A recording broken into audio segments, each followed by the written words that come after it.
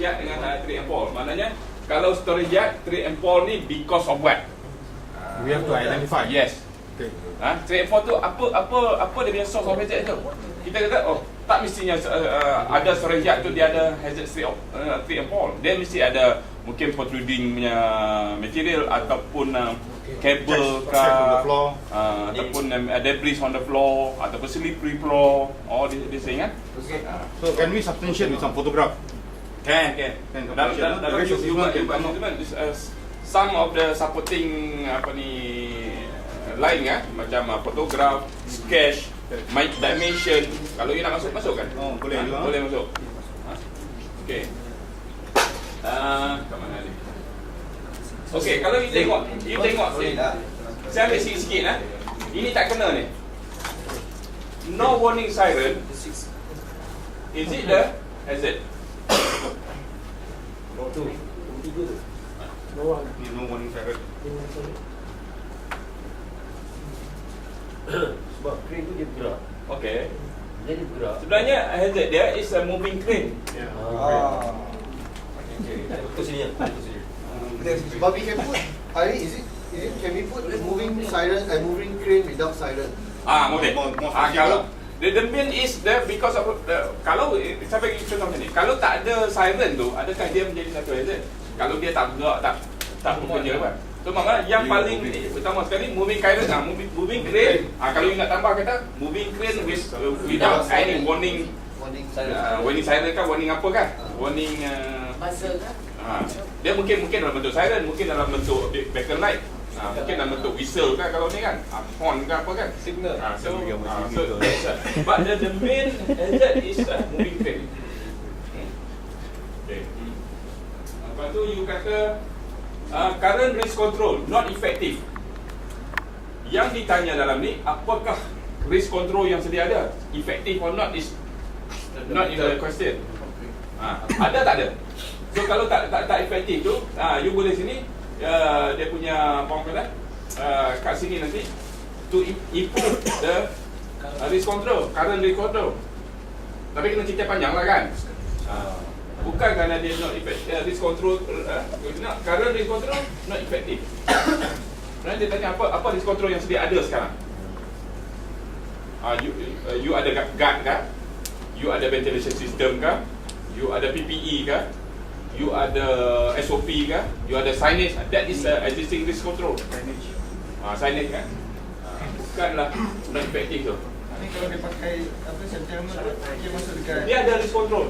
Dan ada risk rating ni because of this, because of the ni. Dan you recommend you improve the existing risk control by means of what lah. Okay. Action.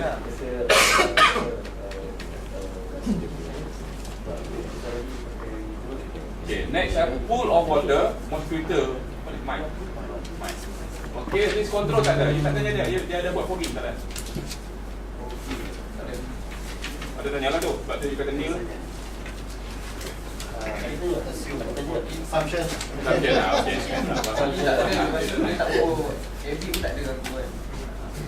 Tapi air ni tak ada buat jalan, dia tak jalankan. Kita belajar ni ada perkataan mile. Minor adalah ataupun negligible injury pun ada term lah kan. Mild injury ni how you define mild injury? Minor. Minor lah. Acute and major the same. Bukan kata tak ada, tapi you kena define lah sebab kalau major injury ada definition dia. Minor injury ada definition, negligible injury ada definition dia. Ada dia punya. Tapi bila mild injury ni, kalau you nak taruhkan juga, you kena define. Kena define benda-benda yang Define lah, boleh define. term-term yang mungkin orang kata alien bagi orang lain kan. Term ni jarang digunakan, bukan jarang dalam risk assessment pun, dalam accident investigation pun tak ada perkataan mild injury yang kita pernah jumpa. Kita kena jumpa fatal, major, minor, negligible. Ataupun kadang-kadang negligible tu dia kata first aid. Nak kena guna yang yang tu je lah. Meja semua ini boleh kat untuk situ. kalau you buat untuk presentation nanti WPA nanti, itu saya nak ingatkan ni, jangan guna perkataan yang you rasa sendiri yang you faham. Terminologi bagi examiner faham. Kalau dia kata oh negligible injury, dia dah orang dah tahu dah. Tapi main injury ni macam mana dia? You tahu you kan main injury. Kalau kita hantar kita tak perlu kita. Yalah.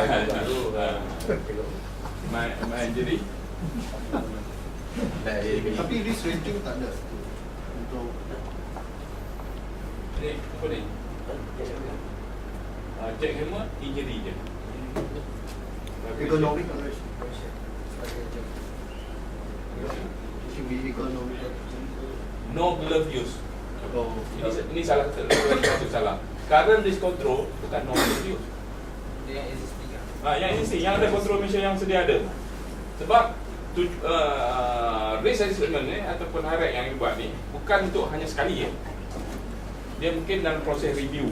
Macam ni mungkin kalau you dah pernah buat dulu 6 bulan dulu, you buat lagi sekali. Control measure dulu cukup tak? Mungkin dah ada control measure dia, tapi sebab you buat lagi sekali, you nak tengok balik. Existing risk control is adequate or not? So kalau tak adequate, this is comment here. Habis kalau tak ada, ni lah. Tak ada. Tapi itu saya tak tahu sama ada tak ada sebab dia risk control dia ada berapa hierarchy dia? 6. So, salah satu tu memang tak ada. Elimination memang tak boleh, isolate pun tak boleh. Substitute memang tak boleh. Okay, you go for engineering control, ganti. Jackhammer tak ada ganti. Okay. Masih jackhammer lah. Okay, risk control dia mungkin administrative control. Dia ada training tak? Dia ada SOP tak? Dia ada work rotation tak?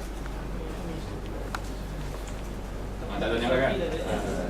Okay, itu kalau lain kali kalau you buat ni kan, you kena Pada awal yang briefing dia tak tahu dia okey lah. Memang dia tak beritahu semua apa, boleh bagi tahu semua kalau nak buat briefing lah. Macam bila kita buat ni, kita kena consider banyak-banyak lah kan. Bukan setakat you belajar kan, bukan setakat observation. Dia you kena dapat daripada interview, you kena dapat daripada dokumen, you kena dapat daripada katalog media, main, machine, media, method. Method dia kena tahu juga. Method dia, adakah itu yang dia buat hari-hari. Okay.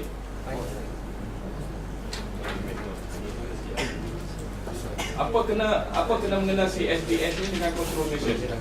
Kat mana ni you refer dengan yang mana? Noise. Okey. Okey, jawapannya provide action provide make available, bukan provide, make available CSDS for those involved in the chemical use.